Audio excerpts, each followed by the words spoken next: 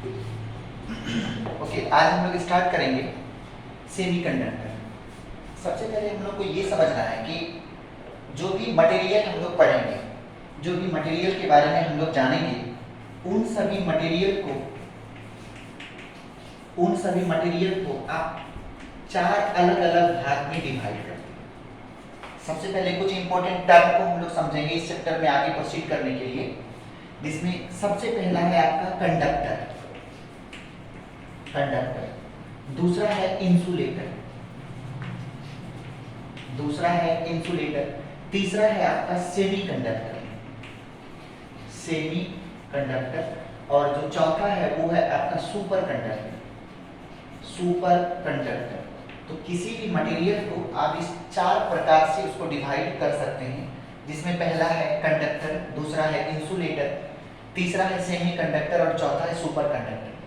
हम लोग जब एक चैप्टर पढ़ेंगे उसका नाम है इलेक्ट्रिसिटी कहता है कि जो भी कंडक्टिव मटेरियल होगा, जो भी कंडक्टर होंगे, उनसे करंट आसानी से पास कर सकता है। कंडक्टर से करंट आसानी से पास करने का मतलब ये है कि अगर कोई कंडक्टर है तो उसके अंदर बहुत सारे फ्री इलेक्ट्रॉन्स होंगे। हालांकि इलेक्ट्रॉन सभी बॉडी के अंदर पाया जाएगा, लेकिन जो कंडक्टिंग मटेरियल होंगे, जो कंडक्टर होगा, उसमें फ्री इलेक्ट्रॉन्स की मात्रा अधिक होगी। तो कंडक्टर आप उसको बोलेंगे जिसके अंदर फ्री इलेक्ट्रॉन्स बहुत अधिक होंगे।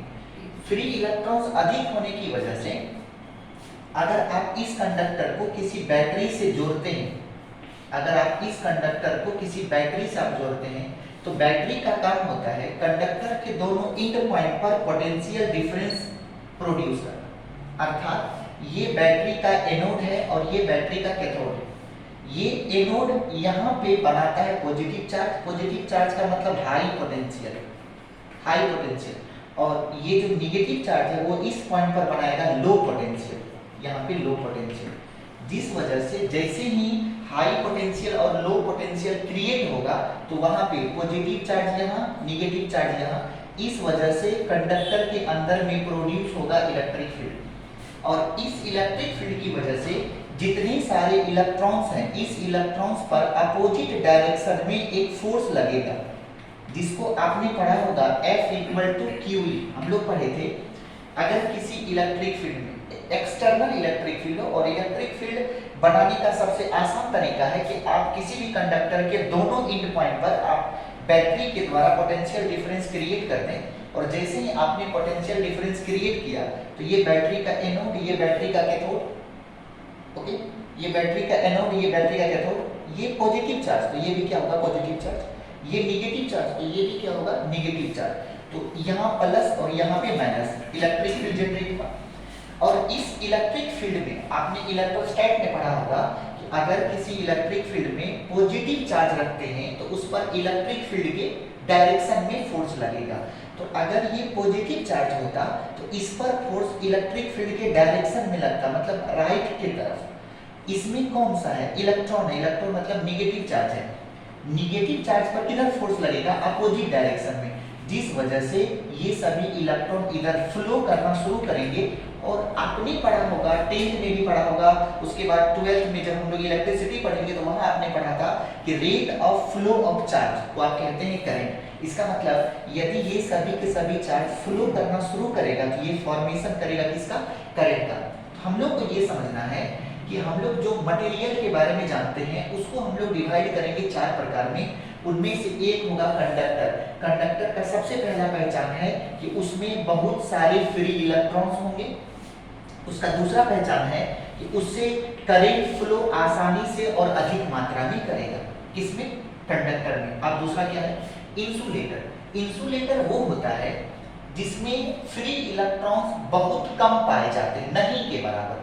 जिस वजह से फ्री इलेक्ट्रॉन्स नहीं होने की वजह से अगर आप बैटरी जोड़ भी दें, जैसे कि आपके पास एक प्लास्टिक का टुकड़ा है या आपके पास बेंच डेस्क है, अगर उसमें बैटरी आप जोड़ दें तो उससे करंट फ्लो नहीं करेगा। इसलिए नहीं करेगा, बैटरी जोड़ने पर इलेक्ट्रिक फील्ड प्रोड्यूस होगा, उसमें इलेक्ट्रॉन्स भी हैं, लेकिन ये सभी इलेक्ट्रॉन्स इतना टाइटली बॉन्डेड होता है इंसुलेटर में कि ये चाह करके भी फ्लो नहीं कर पाता है। इसीलिए जो भी इंसुलेटर होगा, ये कंडक्टर का था, इंसुलेटर जो भी होगा उसमें फ्री इलेक्ट्रॉन्स नहीं होंगे, दूसरा उससे करंट फ्लो नहीं करेगा।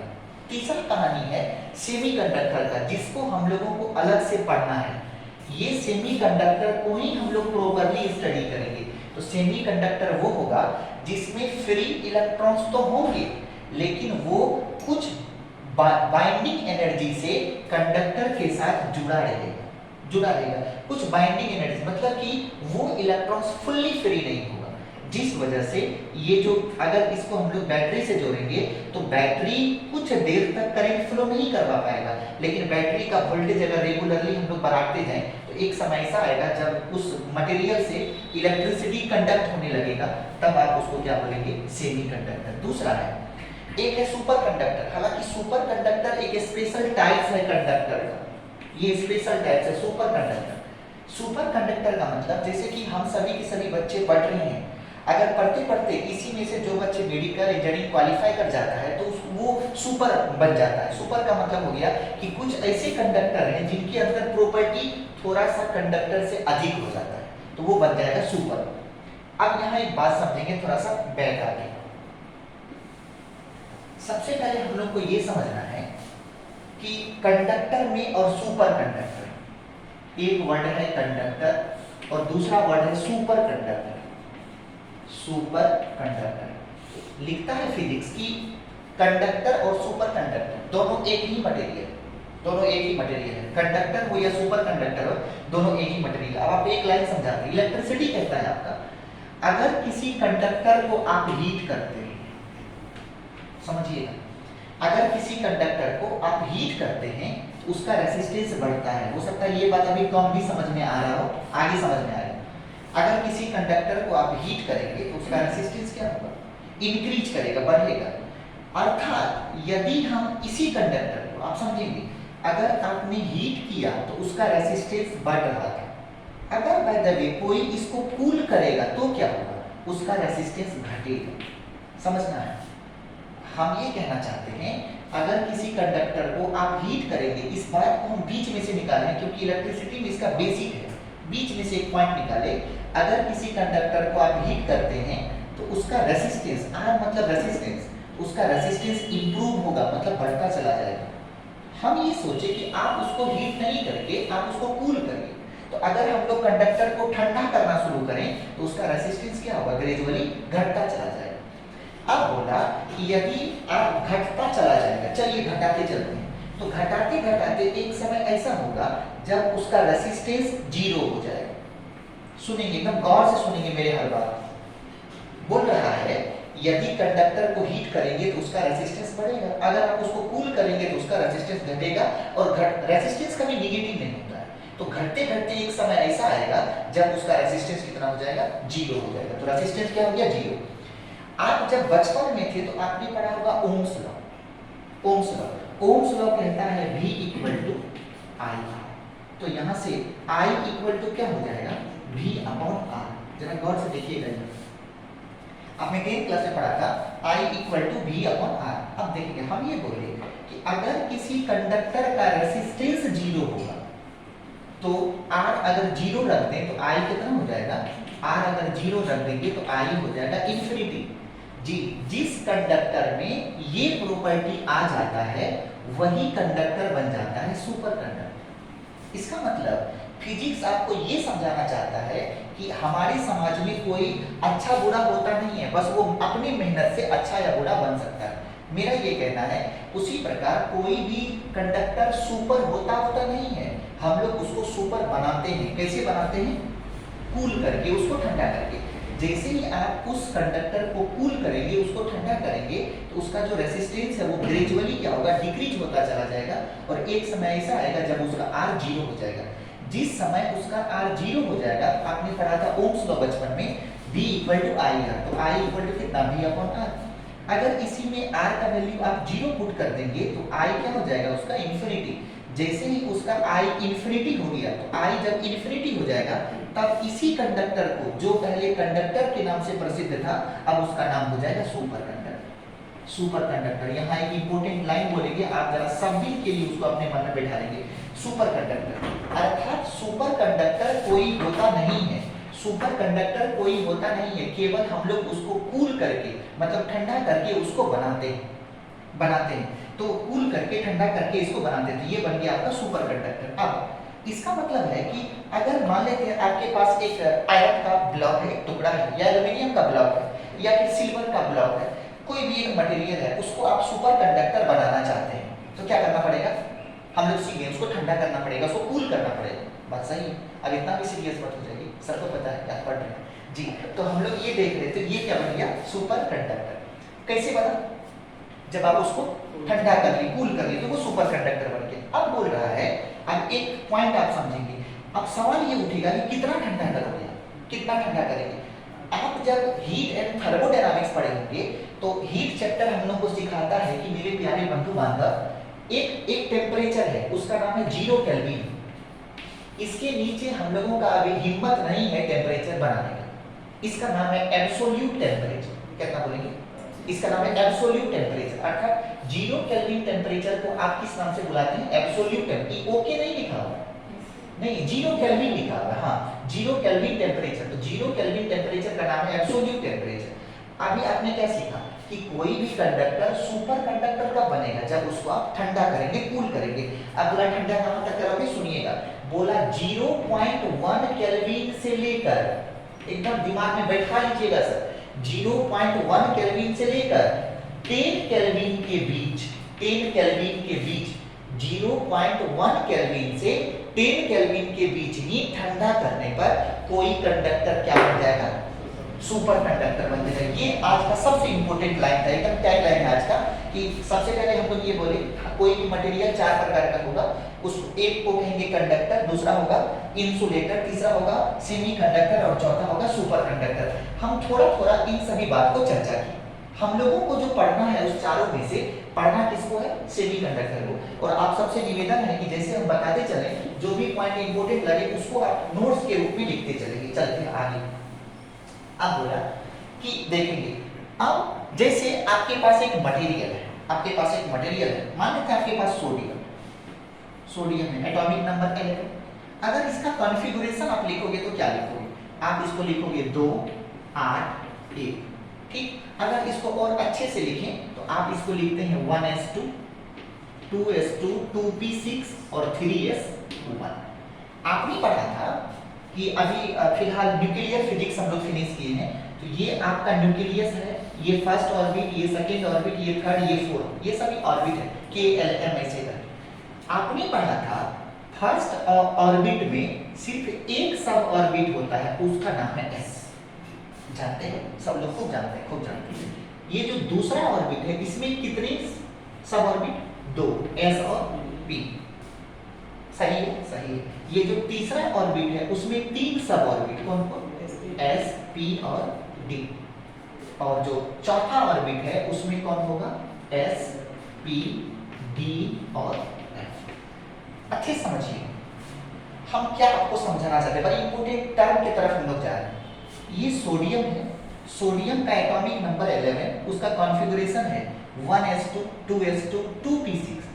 पहले में ये पहले ऑर्बिट में एक सब ऑर्बिट, लेकिन दूसरे ऑर्बिट में 2 सब ऑर्बिट, एगो S और एगो P, ठीक जा रहा है। लेकिन तीसरे सब ऑर्बिट में कौन होगा? S होगा, P होगा, D होगा। लेकिन आगे क्यों नहीं लिखा? क्योंकि आगे आपके पास इलेक्ट्रॉन है ही, आगे इलेक्ट्रॉन है ही नहीं। अगर हमारे पास आगे इलेक्ट्रॉन नहीं है, इसीलिए हम लोग P और D को फ्री छोड़ दिए, ठीक। अब मेरा ये कहना है, लेकिन थर्ड ऑर्बिट में तो ये तीनों होंगे ना, ये तीनों होगा, लेकिन इलेक्ट्रॉन केवल एक होने की वजह से हम लोग S को इलेक्ट्रॉन दे दिए, बाकी के बारे में चर्चा नहीं की। आप जरा समझाते हैं सर, ये जो दोनों है, ये दोनों मतलब पहला ऑर्बिट दूसरा ऑर्बिट, सर ये दोनों फुल है, ये दोनों फुल है, इसीलिए ये जो दोनों फुल है इसको आप कहते हैं कोर इलेक्ट्रॉन। क्या बोला आपने? इसका नाम क्या बोला? Core electron. जो भी फुल ऑर्बिट होगा, फुल ऑर्बिट का मतलब जिसमें इलेक्ट्रॉन 100% भरा होगा, जितना उसका क्षमता है रखने का इलेक्ट्रॉन उतना अगर दिया हुआ है, उसका नाम है कोर इलेक्ट्रॉन। एक और नाम है इसका नाम है पेनल्टीमेट ऑर्बिट। पेनल्टीमेट ऑर्बिट, इसका नाम है पेनल्टीमेट ऑर्बिट। और ये जो थर्ड ऑर्बिट है जिसमें एक इलेक्ट्रॉन है, इसका नाम है वैलेंस कोर या वैलेंस इलेक्ट्रॉन, और इसको हम लोग बोलते हैं अल्टीमेट ऑर्बिट। ये उसको आप वैलेंस इलेक्ट्रॉन कहिए, क्योंकि आप जो इलेक्ट्रॉन सबसे बाहर वाले ऑर्बिट में है उसी को आप क्या कहते हैं, वैलेंस इलेक्ट्रॉन। तो ये वैलेंस इलेक्ट्रॉन है। अब यहाँ पे एक बात समझ में आया कि वैलेंस इलेक्ट्रॉन जो है वो कितने हैं, एक है, लेकिन वो किस में, थर्ड ऑर्बिट में है। और थर्ड ऑर्बिट में 3 सब ऑर्बिट है, s, p और d, ये 3 सब ऑर्बिट है। तो ये जो इलेक्ट्रॉन था एक, वो किसके पास चला गया, s के पास। अब हमारे पास जो खाली ऑर्बिट है, जो एम्प्टी है, वो 2 को है, p है और d है। हमारे पास ये थर्ड ऑर्बिट में 3 सब ऑर्बिट s, p और d, उसमें से सिर्फ s भरा हुआ है। तो वैलेंस इलेक्ट्रॉन, यहाँ पे थोड़ा सा ध्यान देंगे, वैलेंस इलेक्ट्रॉन जिस ऑर्बिट में रहेगा उस बैंड का नाम है वैलेंस बैंड। ये जो आपका 3s है, इसका नाम हो गया वैलेंस बैंड। अब हम लोग सेमीकंडक्टर के डेफिनेशन की तरफ बढ़ रहे हैं, इसको बोलेंगे आप वैलेंस बैंड। और जो आगे खाली बैंड बचा हुआ है, वैसे सब ऑर्बिट जो खाली है, पूरी तरीका से एम्प्टी है, उसको आप बोलेंगे कंडक्शन बैंड। वैलेंस बैंड को अभी के बाद हम लोग लिखेंगे Vb से, और कंडक्शन बैंड को लिखेंगे Cb से। इस दोनों में हालांकि s, p, d सब ऑर्बिट के बीच में कुछ एनर्जी गैप होता है, तो Vb मतलब वैलेंस बैंड और Cb मतलब कंडक्शन बैंड, दोनों के बीच में हम लोग Vb को नीचे लिखेंगे और Cb को ऊपर लिखेंगे। तो वैलेंस बैंड और कंडक्शन बैंड के बीच में, ये वैलेंस बैंड वो बैंड होता है जिसमें वैलेंस इलेक्ट्रॉन प्रेजेंट रहेगा। उसके बाद जो ऑर्बिट खाली है, इसको आप बोलेंगे कंडक्शन बैंड। और दोनों बैंड के बीच में जो भी एनर्जी गैप होगा, उस एनर्जी गैप को आप बुलाते हैं डेल्टा Eg के नाम से। इसको आप कहते हैं डेल्टा Eg। डेल्टा Eg का मतलब है चेंज, डेल्टा का मतलब चेंज, हमेशा चेंज इन एनर्जी गैप, अर्थात वैलेंस बैंड और कंडक्शन बैंड के बीच का जो ये एनर्जी में डिफरेंस है, और इसी डिफरेंस को बोलेंगे एनर्जी गैप। ये बहुत इंपॉर्टेंट टर्म है, क्योंकि अगर आप आगे चल करके सेमीकंडक्टर, इंसुलेटर, सुपरकंडक्टर या कंडक्टर को डिफाइन करते हैं, तो आपको इसी के बेस पर करना होगा। आप ये नहीं लिख सकते कि कंडक्टर वो है जिससे इलेक्ट्रॉन प्रॉपर्ली प्रोपगेट कर रहा है या फ्लो कर रहा है, इंसुलेटर वो है जिससे करंट फ्लो नहीं कर रहा है। वो भी सही है, लेकिन वो बचपन की बातें हैं। अब थोड़ा सा बड़े हो चुके हैं, आपको ये बोलना है, अगर आप कंडक्टर, सेमीकंडक्टर, इंसुलेटर या सुपरकंडक्टर को अगर आप डिफाइन करना चाहते हैं, तो आपको किस बेसिस पे करना होगा, एनर्जी बैंड के आधार पर करना होगा। तो ये जो पूरा का पूरा कॉम्बिनेशन है, इसको बुलाते हैं, इस पूरे फंक्शन को, इस पूरे सेटअप को, जैसे क्लासरूम, बोर्ड, टीचर, स्टूडेंट, आप लोग बैठे हुए हैं, स्टूडेंट भाग गया निकल करके बाहर चला गया, तो फिर वो क्लासरूम पूरा नहीं हुआ। तो ये पूरा जो बैंड बनेगा, ये सिस्टम पूरा कब होगा, जब वैलेंस बैंड हो, कंडक्शन बैंड हो, एनर्जी गैप, ये सारा कुछ होगा, तब इस पूरे सिस्टम को हम बुलाएंगे एनर्जी बैंड के नाम से। इसका नाम होगा, इस पूरे का नाम होगा एनर्जी बैंड। अब इस एनर्जी बैंड में वैलेंस बैंड हमेशा नीचे रहेगा और कंडक्शन बैंड हमेशा ऊपर रहेगा। दोनों के बीच में जो एनर्जी का गैप होगा, दोनों के बीच में जो एनर्जी का गैप होगा, उसको किससे लिखेंगे आप, डेल्टा Eg से। अब आपको समझना है, आप कुछ टर्म सिखाते हैं। सबसे पहले बात आपको बोले मटेरियल 4 प्रकार का, सबसे पहला सुपर कंडक्टर, दूसरा कंडक्टर, तीसरा सेमीकंडक्टर, चौथा इंसुलेटर। तो डेल्टा Eg का वैल्यू कोशिश करिएगा याद रखने का, नहीं भी रहे तो भी थोड़ा सा जोर देकर के याद रखिए। अगर सुपर कंडक्टर है बगल में, अगर सुपर कंडक्टर है, अगर ये सुपर कंडक्टर है, यहां तक तो लिख सकते हैं जी। अगर सुपर कंडक्टर है तो उसके लिए डेल्टा Eg का जो वैल्यू होगा वो होगा इनफिनिट, 0। कभी नहीं भूलेंगे आप, आपसे निवेदन है सबसे, कभी नहीं भूलेंगे। अगर कोई सुपर कंडक्टर होगा तो उसका डेल्टा Eg कितना होगा, 0 होगा, कंप्लीट। दूसरा, अगर इंसुलेटर है, अगर इंसुलेटर है तो उसका डेल्टा Eg, बहुत इंपॉर्टेंट डेटा है ये, उसका जो डेल्टा Eg होगा वो इंफिनिटी होगा। अगर कोई इंसुलेटर है तो उसका डेल्टा Ag कितना हो गया इन्फिनिटी, उसका डेल्टा Ag होगा इन्फिनिटी।